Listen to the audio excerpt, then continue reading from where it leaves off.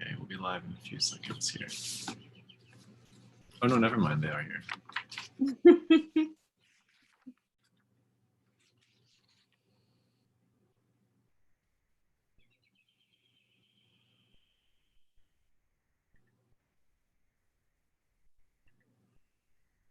Hello everyone, I am Keith DeStone, the host of the Cosmos Society Online Open House Series, brought to you by the Harvard University Center for Hellenic Studies. And we're here today, once again, with our guest, Dr. Maša Ćulumović, a frequent guest here. A bit about Maša. She's a Pindar expert, currently co-editing with Greg Naj, a digital publication called A Pindar Commentary in Progress.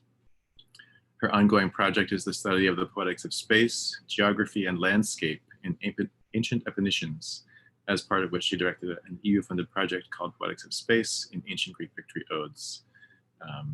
I'll let you consult our website for Maša's other academic exploits and qualifications, but I will proudly mention that she's an active member of our Cosmos Society. And she's here to talk with us today about musical heroes, a discussion of Pindar's Pythian 12. So please take it away. Welcome again. Thank you, Keith. Thank you everyone for joining.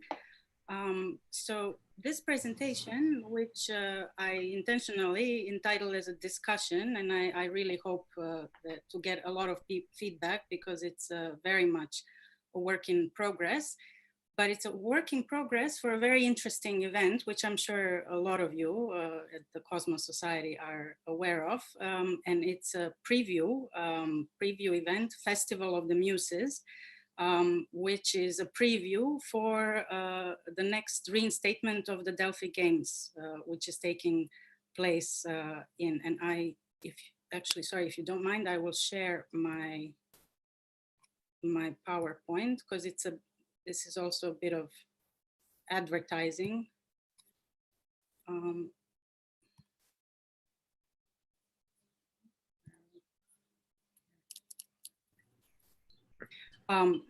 So the Delphic preview is it's an online event that will take place on June 19th and 20th this summer.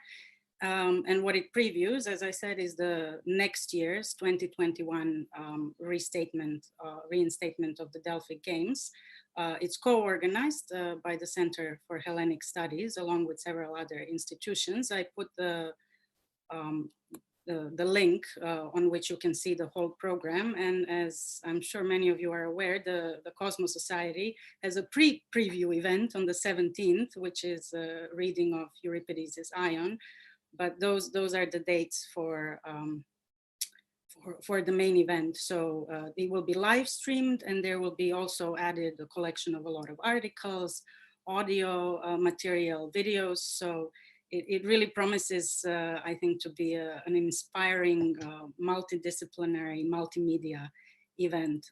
So I was asked to contribute something on Pindar, possibly on one of his Pythian odes, since we're talking about Delphi, and immediately the first poem that came to my mind was Pythian 12, because it's our only surviving ode for a winner, victor, in musical and not athletic competition.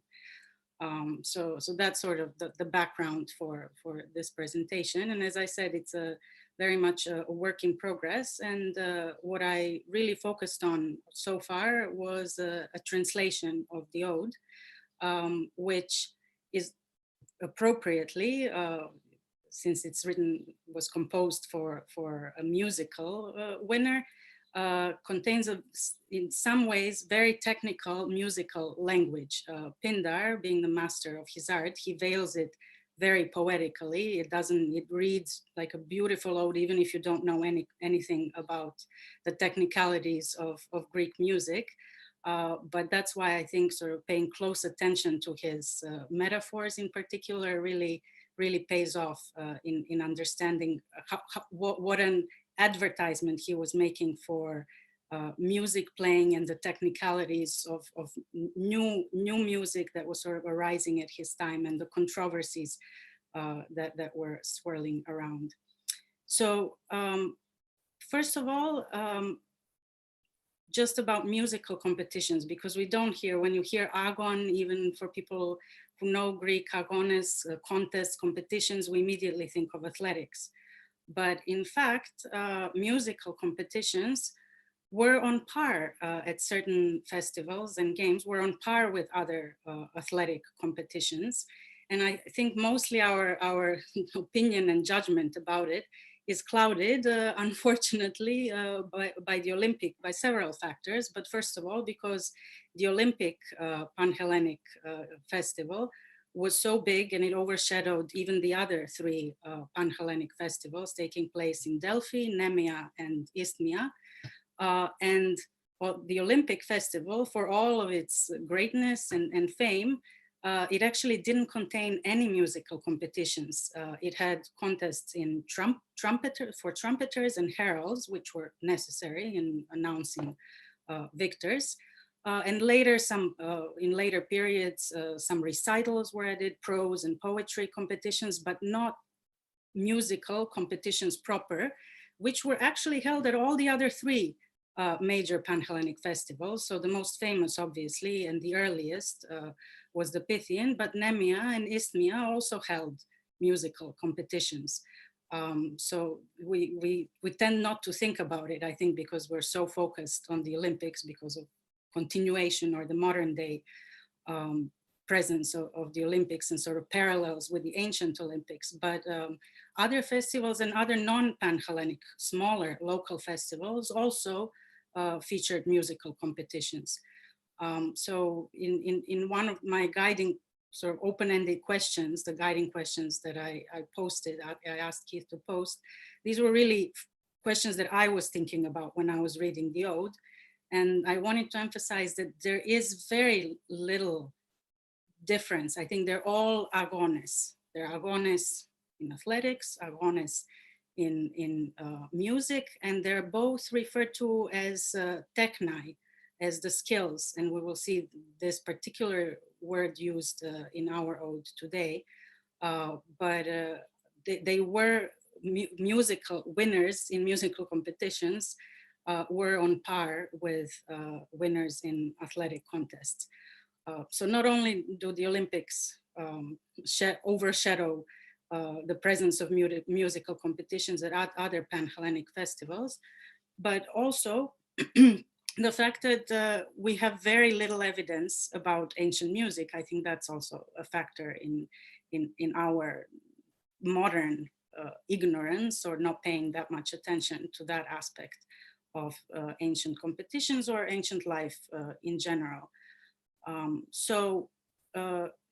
As I mentioned, the Pythian festival was the premier venue for musical competitions. And in fact, we have some ancient evidence that suggests that musical competitions were the earliest event. The evidence is contradictory, so I won't go into debate, but Pausanias basically states that before Pythian contests were established by the Amphictyonic League in the early 6th century BC, which is what we today count as the beginning of the Pythian contest, that there were actually only that these developed out of purely musical competitions. And he says those were not quadrennial, they were every 8 years. Again, as I said, there's a bit of controversy about this, but at least there was a lore in Greece. There was some talk about in Delphi, all the other competitions, including all the other athletic competitions, actually evolving from the musical competitions. Now, of course, that's not surprising because it's the Delphi and Pythian festival is in honor of Apollo, so it would be very appropriate. But I think it also emphasizes what I was trying to point out, that musical competitions are really not secondary to athletic competitions the way they were perceived in ancient Greece.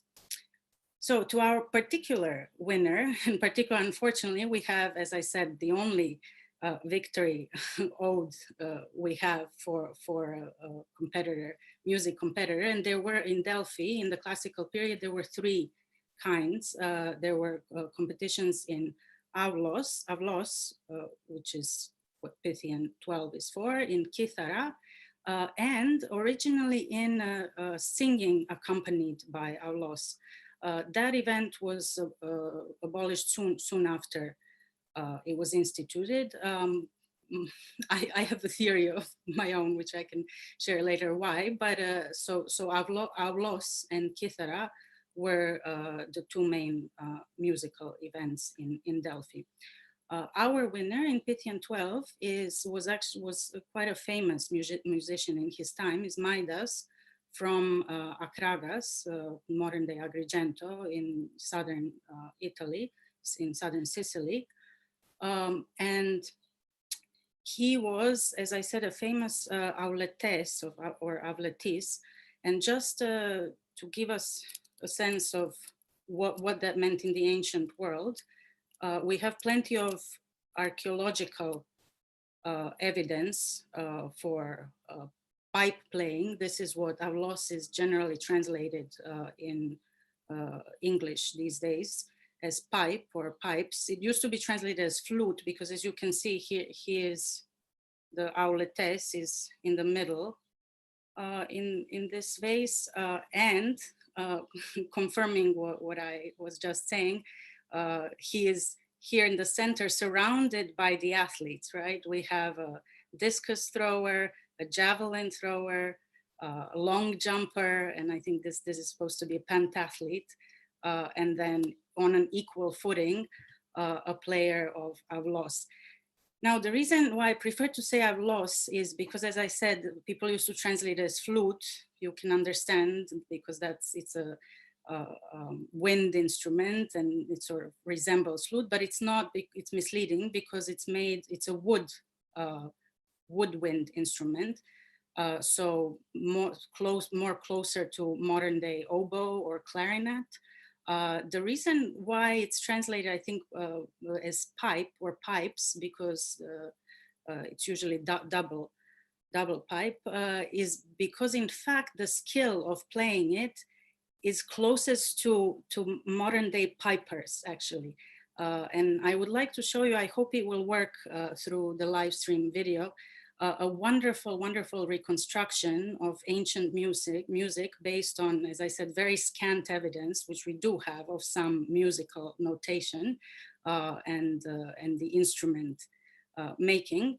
So I will show you a reconstruction of what an ancient aulos would have sounded like, a very, very well researched, I think, and by some of you will recognize, by Professor Armand Angour, who was a presenter at the Cosmos Open House and will be a part of also of this Delphic preview, the Festival of the Muses. So I think we can expect some more exciting things like this.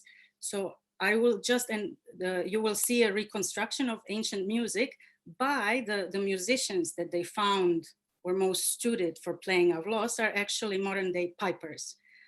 So I will let the piper explain in more technical terms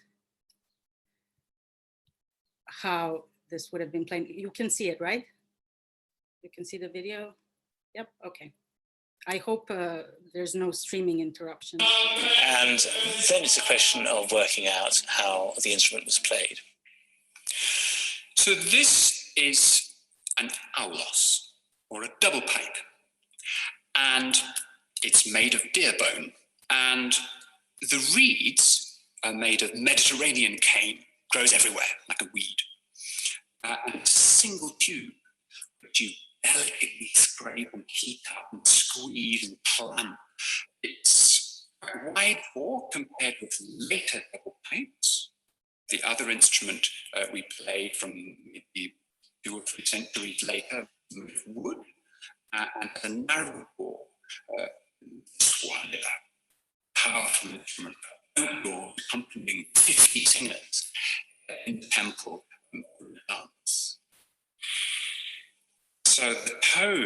that it produces.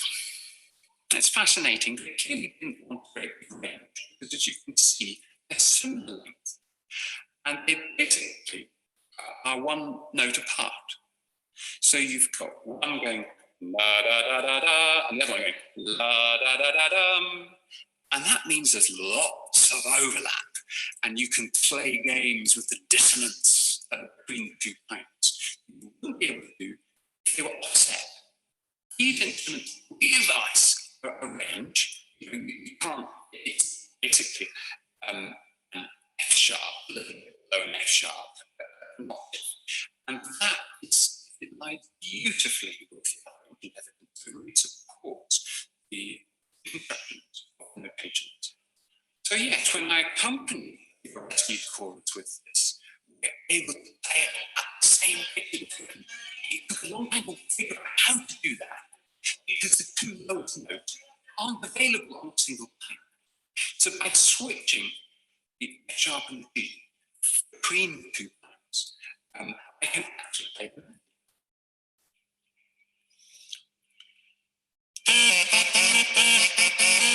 So there we are. I'm sharing the la da da da dum. I can put it on here. I can put it next note. I don't have both of those notes on both pipes. So it's got the chair.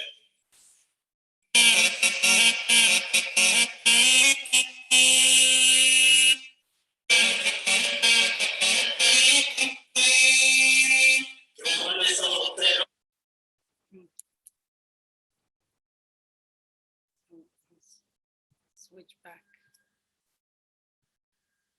to It was a little hard to hear everything he was saying, at least for me, but I think that I got most of it. Just to let you know how the sound came through, and the sound of the music did come through, I think, better than the voice. That's what I was wondering. So you could hear the sound. He was explaining how, so the piece they were performing is one of the few pieces of evidence we have for musical notation, which is a chorus from Euripides' Orestes. That's why the singers were accompanying him. And he was explaining, and this is actually relevant for Pythian 12, he was explaining how, interestingly, in that piece, there were notes that neither of the single pipes could reach, but by playing both, he could create that tone which they found in the notation. And that explanation, I think, is really important because it explains, we usually refer to it as avlos, and then in English as single or double pipe.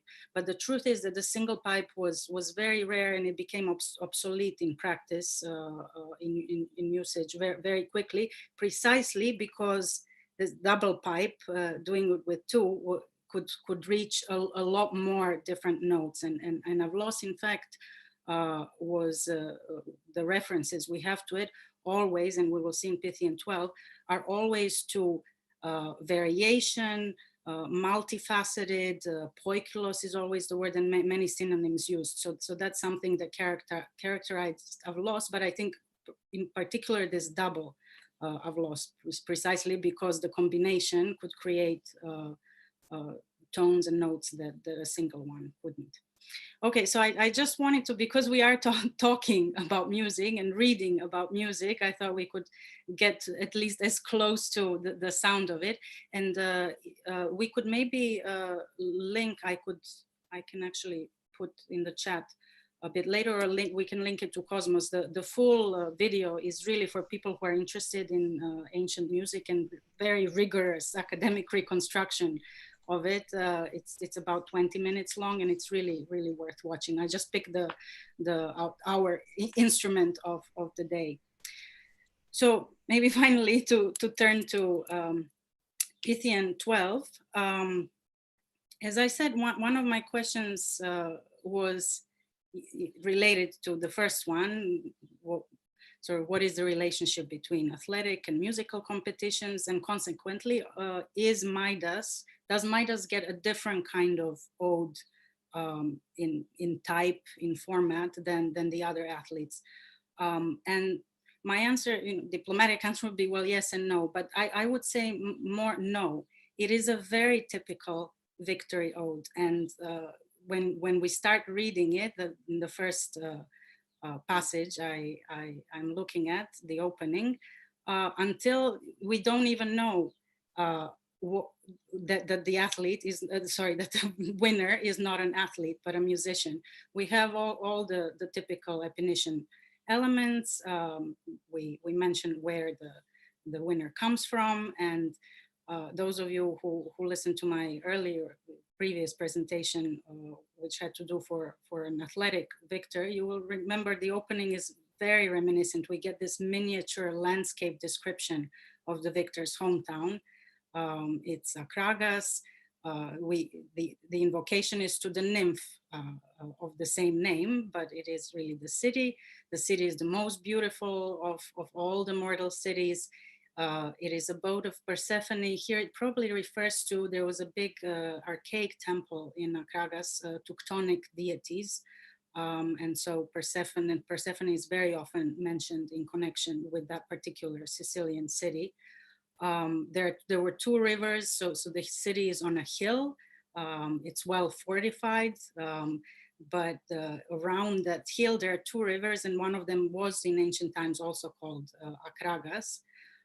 So Pindar makes sure to mention all of these local details because most likely the ode was premiered and performed in Akragas, so it would have been incredibly relevant to all of the audience, and all of these local landmarks would have been within one site. Then, as the other odes, also we invoke a deity for goodwill, eumenia in Greek, both deity and the human audience listening to receive. And another, this deiknomi is a standard verb in all of Pindar's odes related to Victor's homecoming, right? The implication that he is returning victorious from Delphi and to be welcomed back into the fold of his fellow citizens and protecting deities. And we have a bit of a zeugma here, beautiful zeugma. Akragas is invoked to receive the, not necessarily, usually Pindar says Stephanos, right, the garland. Here we have a variation, Stephanoma. That's why I put garlanding, to welcome this whole process, this whole event of that is taking place in the moment of the song's performance. So the garlanding from Delphi on behalf of, and here Eudoxos is not accidental, because as I said, Midas was famous in antiquity for his pipe playing. And this wasn't his only victory. In fact, from victory lists, we know he won other times.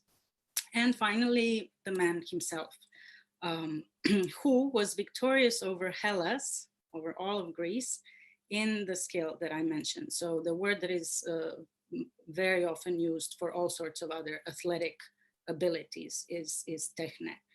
And here very, very strongly, I think even more than in some other odes for athletes, we have the verb in a participial form, nikasanta elada, with the object. So the man himself who conquered, who defeated Greece. So that's how great he was in the performance of his piece.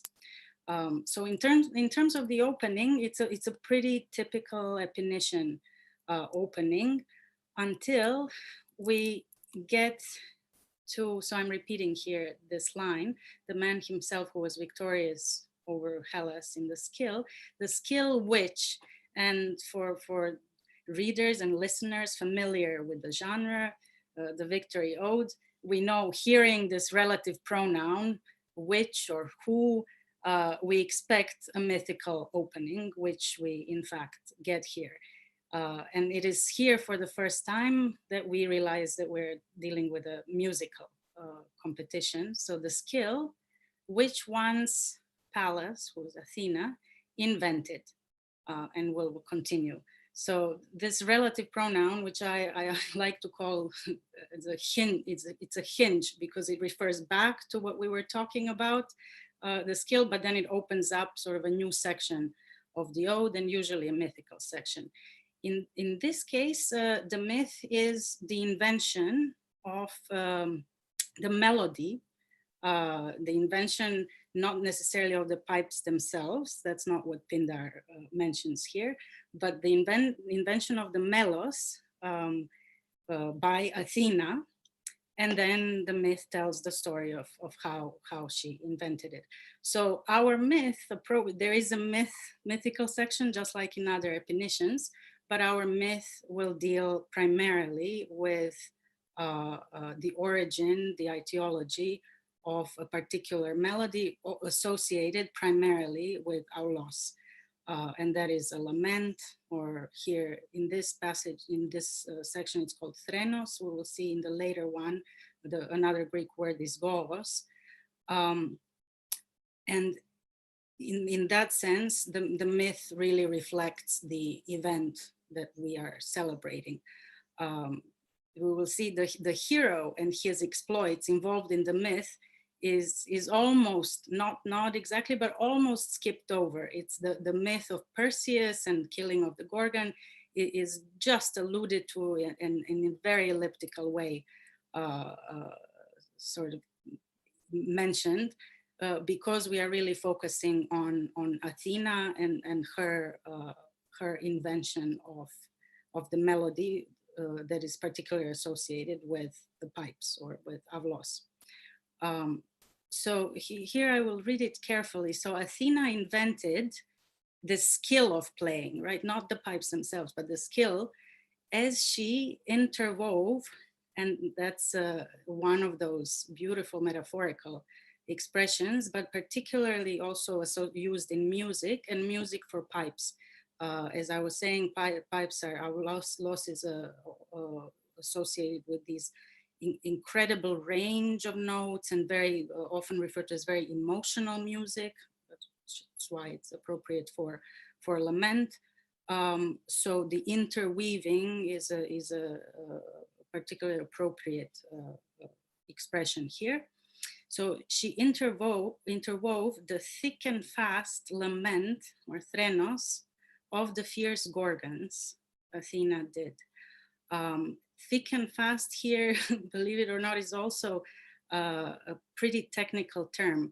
And I think it's quite a misunderstood word in this ode in particular, because it's usually translated, and that this adjective very often, oulios, means, it's connected in connection to the verb olumi, which means to destroy, kill.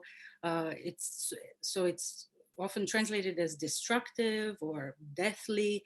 And in fact, some scholars have argued, and I very much follow that translation, that it is not at all related to that word, that it's a different, it has a different etymology, it just is the same adjective as the oulios, the destructive, but it actually has to do with sound, very much with sound, a sharp and vibrating sound. So quick here, because it's used of a lament as in sobbing.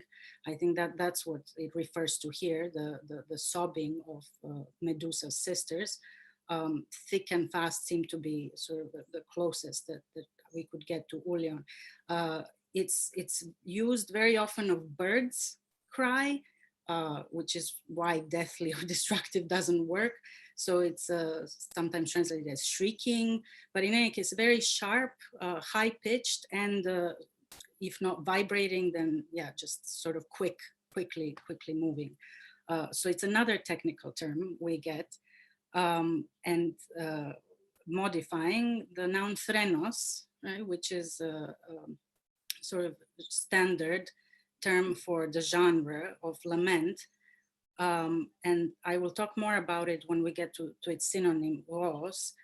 And it was the threnos, the lament, Athena heard, and that was the impetus for her invention of the melody, heard the lament of the two sisters of Medusa, right, whose head had just been cut off by Perseus. And in their lament for their sister, they were performing an oulios threnos that Athena heard.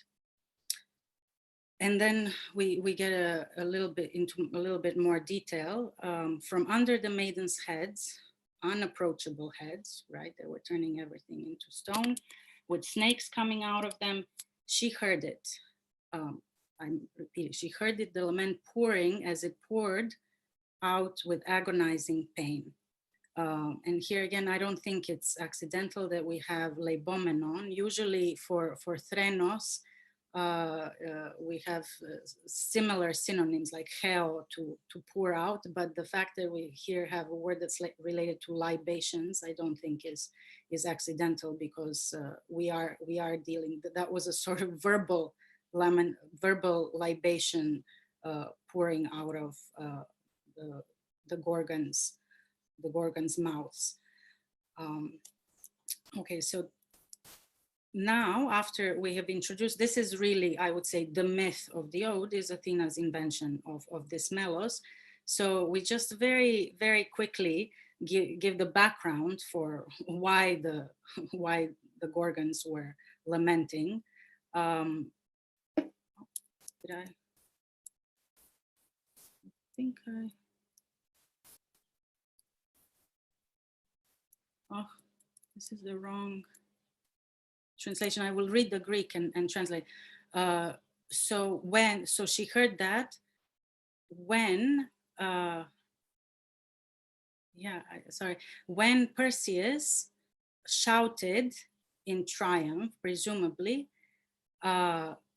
when he carried off as a prize the third part of the sisters, literally, but it's really one of the three sisters. And in fact, part here is a good translation for Meros, because he also carried off part of the Medusa too. So we have sort of a double metonymy here. He was carrying off part of Medusa, but also part of the three sisters, one of the three sisters. And he brought it to the sea surrounded Seriphos and its people. So this is the elliptical nature of Pindar's myth of Perseus, because as we know, having cut off Medusa's head, Perseus returned to the island of Seriphos, where his mother Danae was kept and forced to marry Polydectes, the king Polydectes. And so when Perseus returned with the head of Medusa, he turned Polydectes into stone and freed his mother. And in Greek here, it's expressed as, again, very condensedly, elliptically. Indeed, he blinded, he hid in darkness the race of Phorcos, the terrible race of, monstrous race of Phorcos, which is the Medusa, the Gorgons. And he made, so here very quickly, what happened afterwards. We hear what happened before Athena's invention, and then afterwards, he made for Polydectes his feast. He made baneful for Polydectes his feast and his mother's lasting slavery or bondage to Polydectes, and the marriage bed that was enforced upon her. And having carried off the head of the Medusa of fair cheeks. Sorry, I hope you could hear my translation, because the one written on the slide is, no, that is the right one. So I rephrased. Yeah, at the end is the right. I will share my screen because I have your translation up. And in the meantime, I know that Aileen has a question. Yes. So while I'm just getting the text into the live stream for people who watch later, Aileen, maybe you could ask your question. It's a question about Athena. You know, was Pindar the first to describe the myth of Athena creating the holos and the melody? Is Pythian 12 the oldest text about it? The myth of Athena inventing, not aulos, but the melody that came from aulos is in particular Pindaric invention. We don't get it, and the earliest of that kind that Athena invented, not the instrument itself, but the melody. This is it's a Pindaric twist on the Athena is in some later accounts credited with inventing the instrument itself, but I think that's sort of a distortion of this Pindaric poem. I think there is a infora, a black figure infora, that is dated 520, I think, and that shows Athena playing the aulos.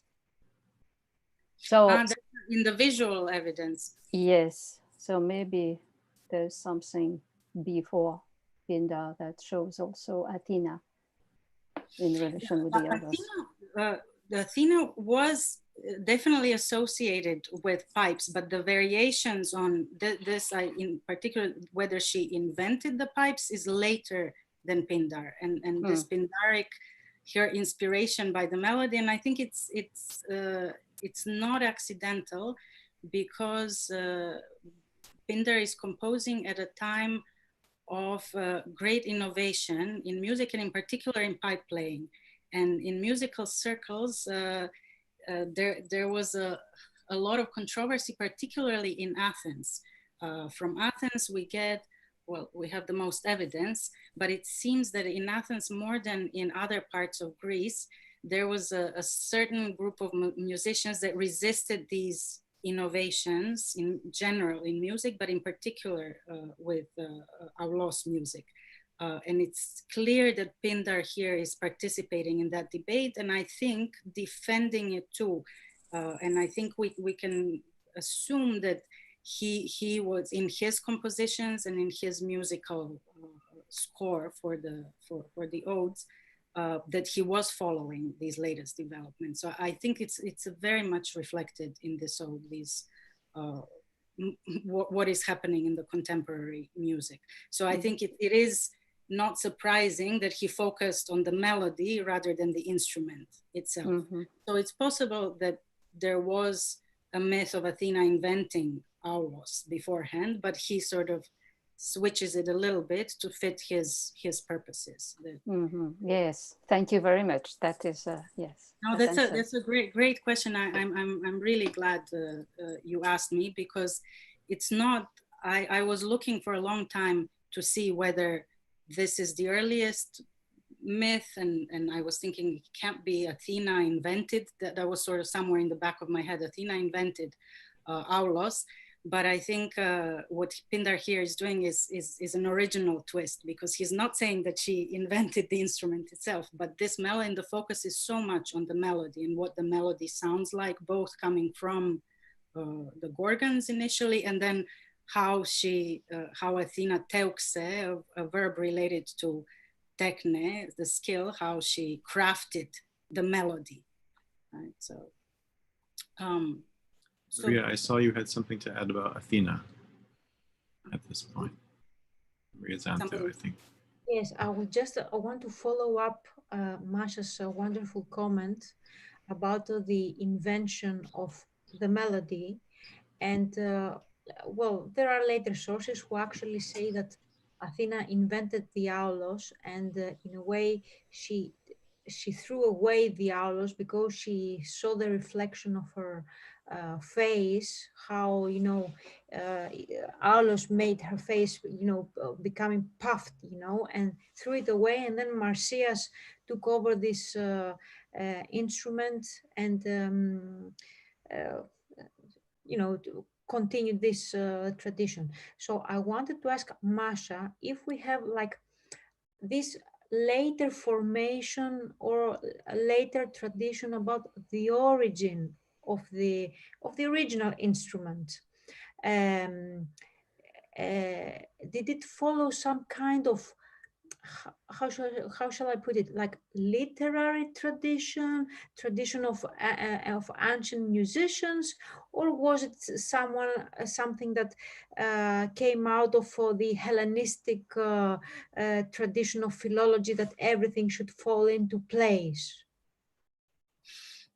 That's a very difficult question. I don't think I'm curious. You don't need. I mean, you don't need to answer. Just I'm curious because no, but I will tell you, if I can, in lieu of answering, because I genuinely don't know And I wouldn't even dare to speculate, but I'm so glad you mentioned this later account of Athena casting away Aulos, because it points out something that I alluded to earlier. The continuation of the story, as you know, is that Marsyas, then he takes the Aulos and challenges Apollo to compete. Apollo will play Kythera and Marsyas will play Aulos. Of course, he gets defeated. That particular story, I think, has to do, I would say it probably even originated earlier than Hellenistic time. I would see in it this reflection of this debate that, as I said, I would limit it to Athens because we don't have evidence elsewhere, that in Athens there was a certain group of musicians who rejected the sound of Aulos and preferred Kythera, which is more directly associated with Apollo.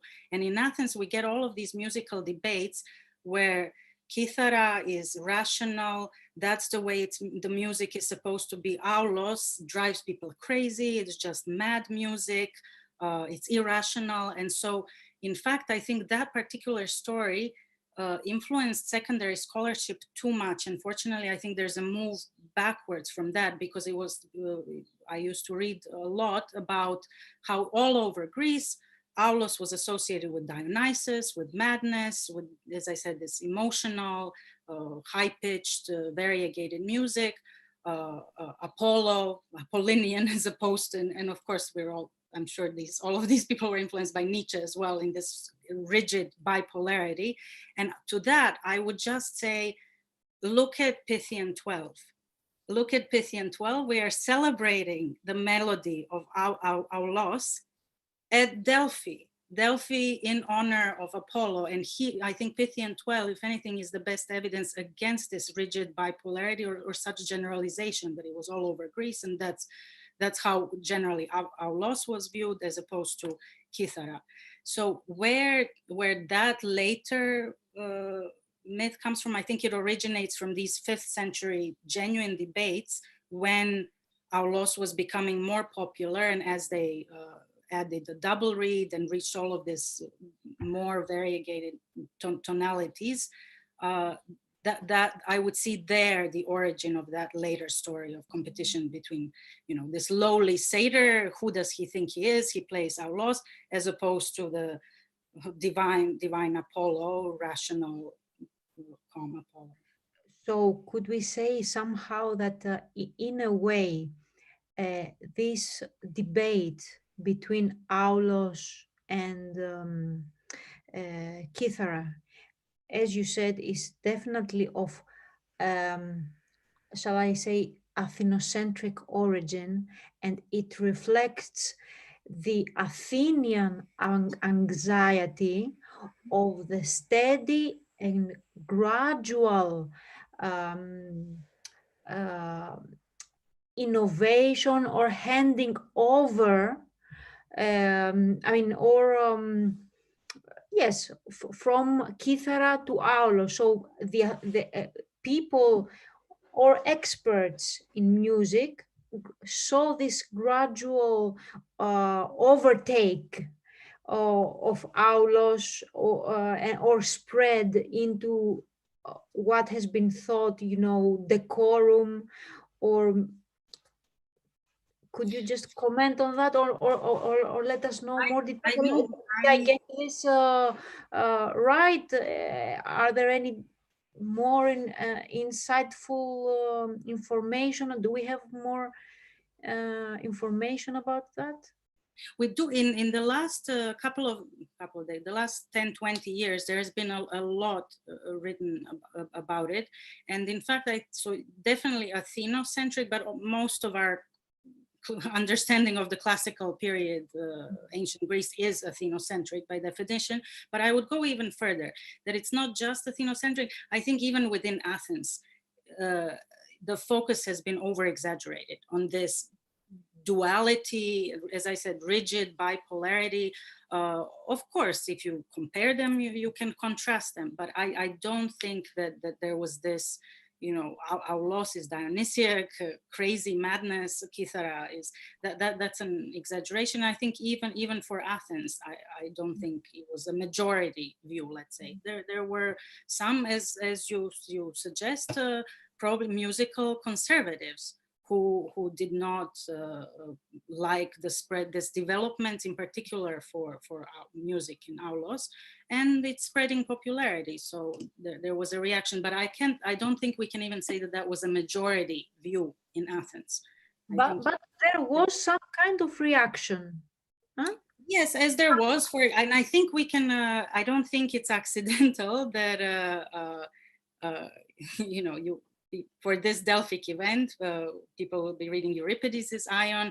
I played the clip from Euripides' Orestes. I think the developments in music go hand in hand with developments in poetry, in philosophy, in literature. So for example, I would compare, if we are comparing and contrasting Kythera and Aulos, it's like comparing Aeschylus to Euripides. And just think of Aristophanes' Frogs, and where he pits the two great tragedians. If you ask any Greek, Aeschylus amazing, or Euripides amazing, but one is conservative. You can pitch them against each other. One is conservative, both in his poetry, worldviews, philosophical views, and the other one is new, modern. I think we are to see, because we are now really in Athens, and these are the Athenocentric, as you say, comments. It's analogous to that. So in the same way that we don't say today, well, of course, Aeschylus, you know, Euripides was much more advanced than Aeschylus. We don't. I would caution against this endorsing this as a fact. The view that we get from ancient Athenian sources and later sources based precisely on these musical debates that were happening in the early and mid 5th century. Thank you very much, Maša. Thank you very much. No, thank you. I actually wasn't even sure whether to go into this, because it's not directly, I think, because Pythian 12 is precisely the evidence against these later dichotomies and splitting, because as I said, we are honoring Apollo in the end. It's a Delphic festival, so and there's no contradiction here between, in fact, because there was a competition in both Kythera and Aulos. I don't think they were considered one superior and the other one inferior. I wanted to say maybe a couple of words, since Keith, do you have the translation? Maybe. I have your translation. I've stopped screen sharing. I can, if you so want. If it's in your PowerPoint, you can restart sharing. Yeah, just to continue. Or I can show if you want. I do want to get into a particular genre that, so Athena not only invented melody, but the Pindar says she invented a threnos, and I think that's it.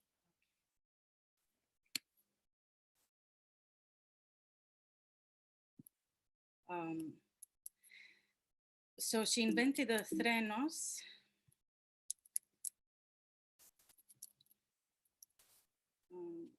Sorry,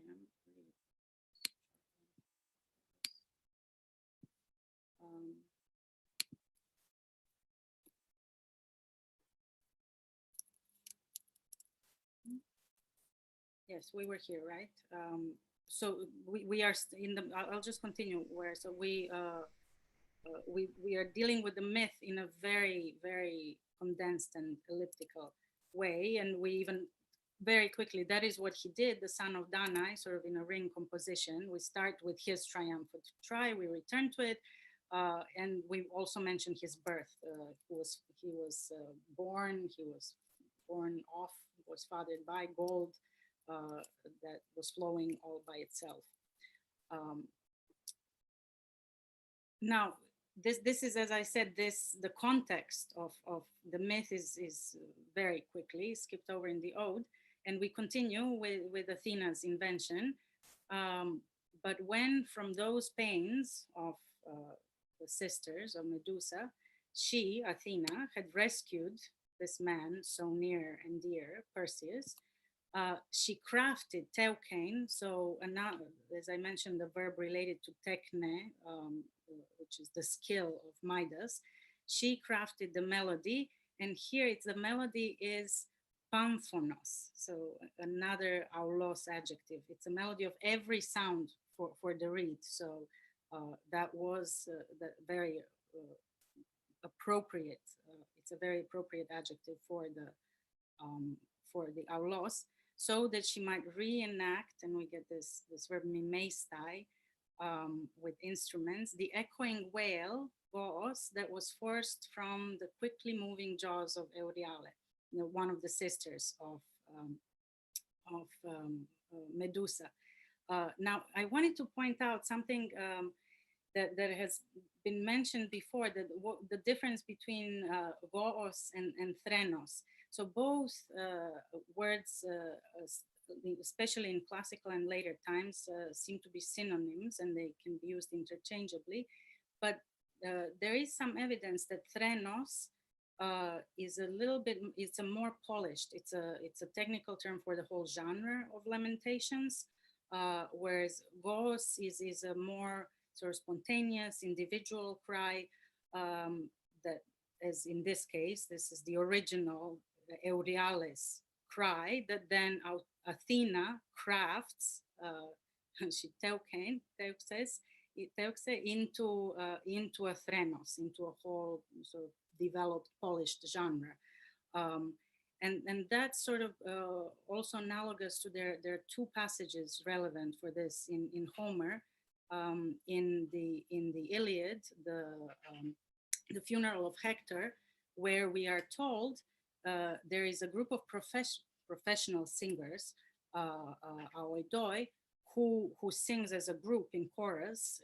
They threnein, they do a threnos, and then we get individual speeches, individual roi, in the lamentations by the kinswomen, by Hecuba, Andromache, and Helen. There's similarly in the Odyssey, there's a mention of Achilles' funeral, at which sisters of Thetis, the Nereids, they were doing the gooi, the individual lamentations, and the Muses were doing the threnos. So the question is, some people have tried to claim that goos is this, as I said, sort of more spontaneous, unpolished, individual lamentation. It seems to be because in the second example from Homer that I mentioned, in the Odyssey, there's no individual. They're all sisters of Thetis who are performing goos. And the distinction seems to be rather that, which I think is reflected in Pindar, whether it's a kinsman or kinswoman in this case, as women are, as we know in ancient world, particularly associated with lamentations. So kinswomen or kin do the goos kind of lamentation, and then a group and the non-kinsmen, usually a group, as I said, of more or less professional singers, they do a threnos. So I think here Pindar is also tapping into these distinctions within a genre. Who performs what sort of lamentation. So not only is he being very technical about the instrument, about the innovations in music, but also that genre in particular of lamentation.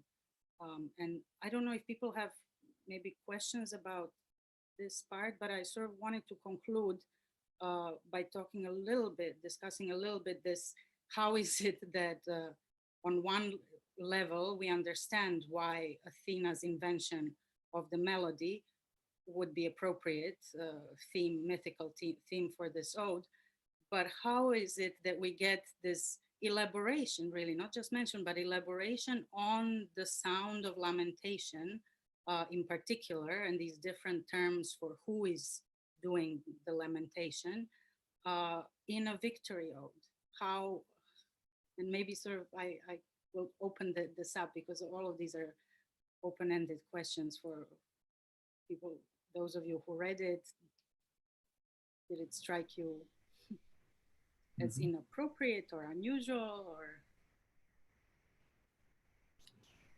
Here I will switch to the gallery so that we can have a conversation here.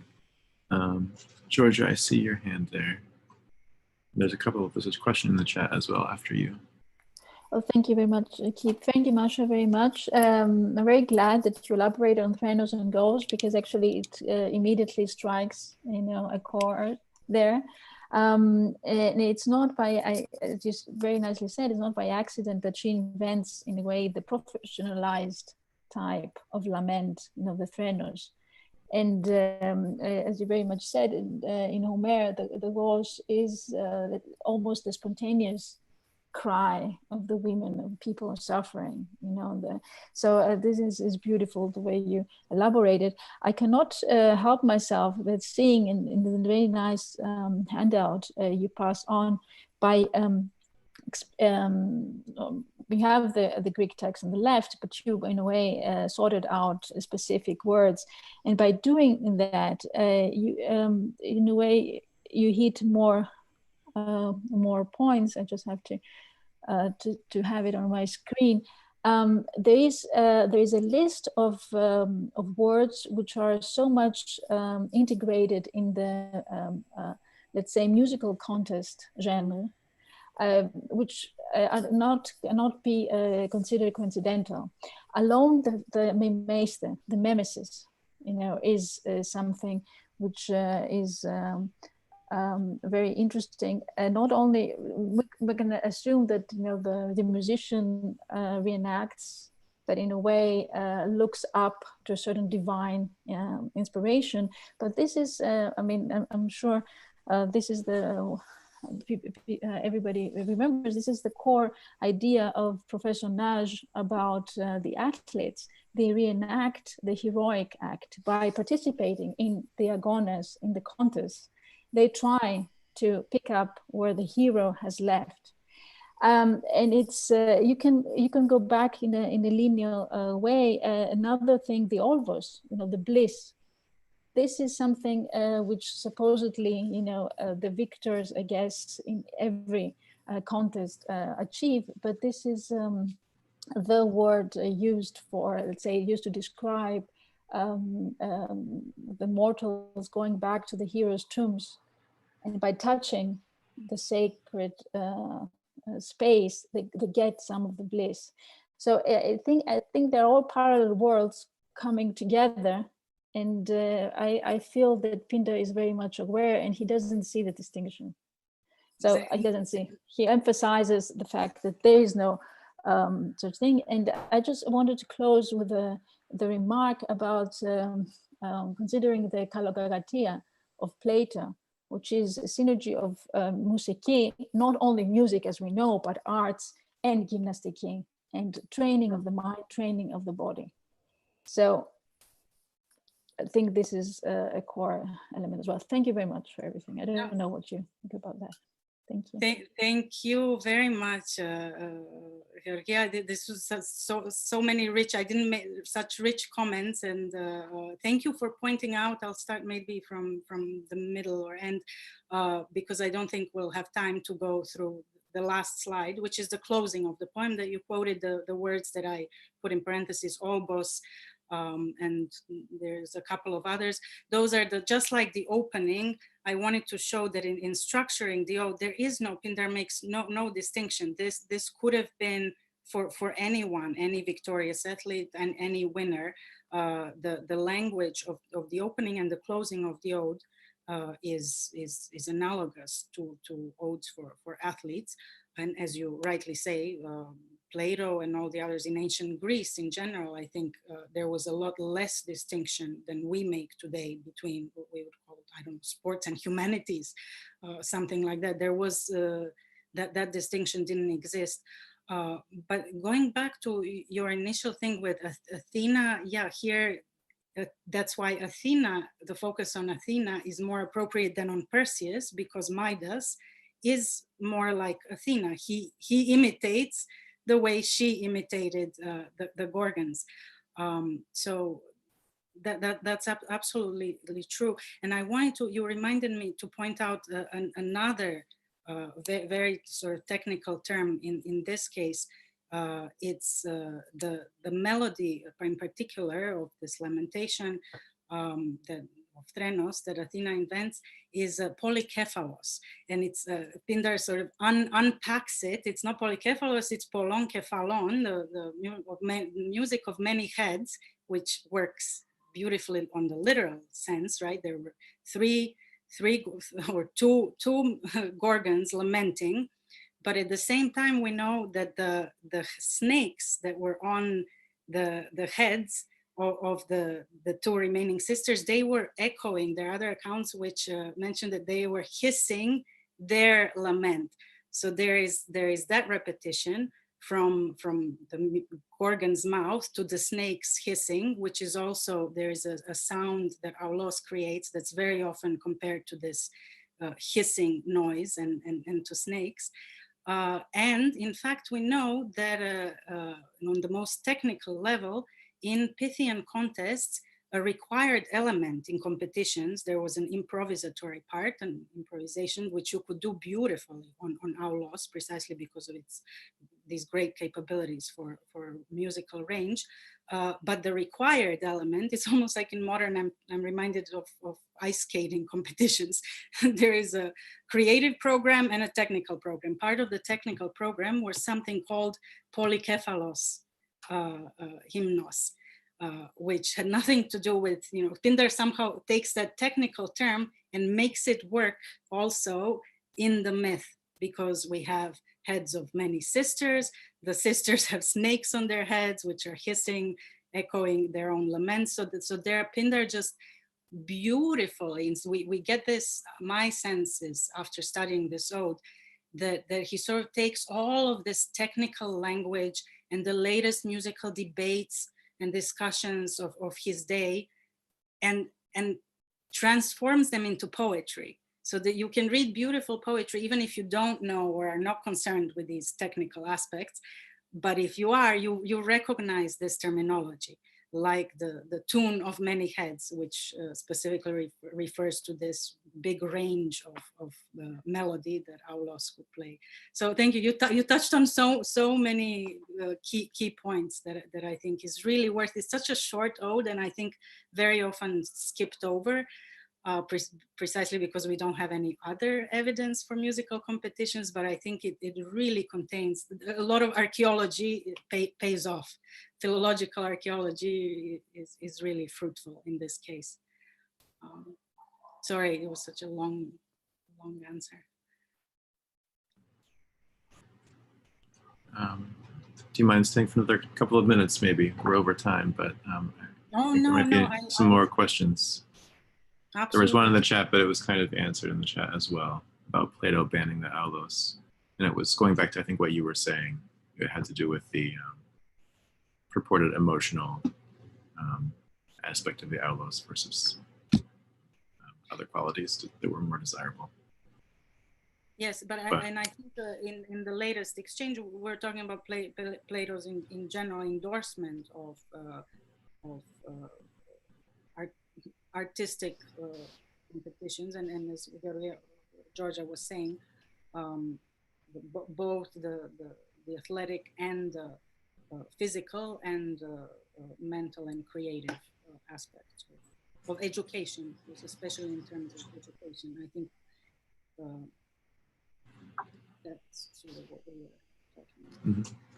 There is a question about English translation of Pindar's odes. Do you have any recommendations? Have you produced my upcoming in general for what's available? I'm a big fan of Races, so Loeb's English facing translation, and I will tell you why. Because he follows Greek syntax and word order most closely, while still making sense in idiomatic English.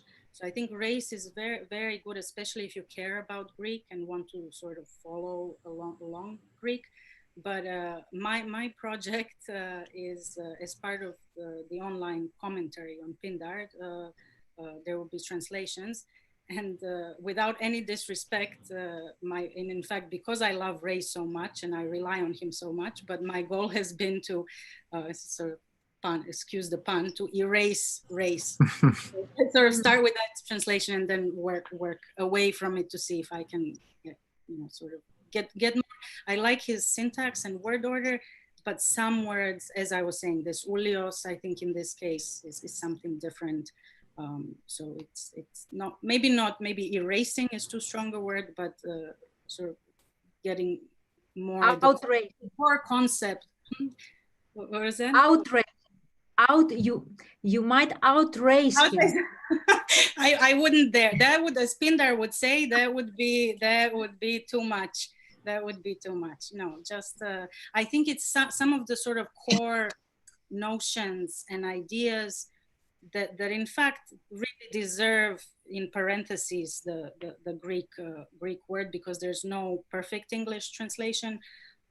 So if there is a better one, then to replace it. So I would suggest these days, for right now, I think race is the best one.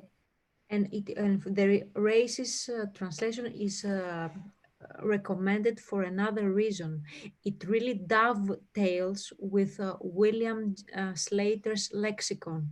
For example, for someone who wants to look into the Pindaric lexicon, as it was compiled by William Slater, then you could see that race does not do extreme innovations. So if you want to study Pindar, I think William Slater's lexicon together with Bill Race's translation is these are two very good reference books for studying Pindar. But wait for the expect the commentary, because you're right. You're absolutely right about this. This is why in Slater's, unfortunately, in Slater's lexicon, for example, for ulios, there's only this destructive, baneful, and people. This is not my innovation. Since the 80s, there's a study by Gerber who argues that that's not what it means, and it's followed by many other scholars. So in those, it's really these nuances of certain words where I think. Yeah, race, but primarily because of Slater, because he relies on that vocabulary, which is limited by the lexicon. That's where I would sort of tweak things a bit. And for different different flavors of meanings of words, really look at a wider corpus, because it's really, for example, in Homer, we already see ulios as being used primarily of birds and shrieking of birds. And in fact, scholia for, I forget, I think it's Iliad 17, I think I can check the reference, where it's in a simile where birds afraid of the eagle are shrieking. They're doing an ulon, this is the phrase, ulon, trenonte, something, klagontes, ulonte, they're screaming destruction or death. That's how it's usually translated. And in fact, the scholia to that passage in the Iliad parse it as oxy boontes, sharply screaming, kaipiknon, and densely. So this what we have in what I try to translate that as thick and fast. So there's something quickly going on, vibrating. So the scholia already parsed it as something different. So obviously the traditional ulios is not going to work here. So it's for cases like this that I think it's worth looking at a wider corpus than just lexicon to tell us what the precise meaning is. I'm sorry, is there time to go back to the many heads concept? It seems as if that's been interpreted a lot of different ways, and I'm just curious if you think all of those ways apply, or if some ways maybe are more important than others. there being a great audience for it. There's the idea of it being a very polymorphous sort of music, because it's such a versatile instrument. And there's probably at least two more concepts of many-headedness of the aulus music. Do you mean for this part in general, for the term of the polycephalous melos, or in this particular case, the way Pindar presents it? Well, I was thinking in the ode itself. What is Pindar saying? Let's say he's picking up on a technical term, as he would do in athletics. He picks up on technical throwing terms and so forth. Here you see resonating terms. You think here there's like a certain duality or multi-form of meaning? Yes, I think he takes, so this is what's to break down what's happening in detail. I think it's incredibly beautiful, because the technical term itself is metaphorical, right? This melody that was a required piece to be performed at Pythian Games was called polycephalous melos. We don't know today precisely what it means. The term suggests something very elaborate, musically diverse, which we know aulus was very suitable for. So aulus would be perfect for polycephalous nomos. So Pindar takes a technical term that, as I said, is already metaphorical, and he uses it, I think, in this case. I didn't think of what you suggested of the size of the audience, if I understood correctly, but it's clearly of many heads, of several heads. We have just cut off Medusa's head. We are left with 2 heads of her sisters, but also these multiple heads of snakes that we know from other accounts are hissing and imitating their own cries, lamentations. We are told in there are later accounts, but I think Pindar here has it in mind. So it's both heads of her sisters, but also on their heads, other heads, which so beautifully encapsulates the original metaphor for the polycephalous nomos, because that's what it was probably when they termed it that at the competition. They were trying to metaphorically express what this sort of complexity and variegation in the melody of that aulus, the instrument, was producing. So I think he almost reverses it. We start with a metaphor that gives us the technical term, and Pindar takes the technical terms and doubles and triples the metaphors, which is why it's so and the virtuosity that's required even to play it at all. Armand was one of his performers was pointing out it took a while to learn how to play the reconstructed ancient instrument. I'm thinking, great poetry reflects back and forth on itself in so many ways. Ring composition is such a simplistic idea, but there's so many forms that reflect and refract, and great music does the same thing, with the themes and sequences, and it's like you can see the same melody repeated 100 times in 10 bars if you look closely. Yes, absolutely, and thank you for that. Especially the analogy with music. That music does the same. I didn't emphasize often enough the ring structure in this, so that we have several concentric rings, this opening and closing, typical of Epinician. When we get to the myth, we start with Athena and her invention. There's Techne. It closes right before the end with Athena, and in the very middle is also this mini ring of Perseus. Perseus shouted what he did before. We'll tell some other things, and then we close again where he carried it off. So there's I noticed at least 3 rings in this, but that I didn't mention. So I'm very happy you pointed it out and compared it to music. Absolutely. Yeah, and don't forget the Gorgon shield of Athena. Yes, yes, yeah, absolutely. Yeah, why she is appropriate. Yeah. Yeah, Thank you. Well, Maša, I want to thank you for joining us for this wonderful conversation. And thank you to the rest of you as well for tuning in.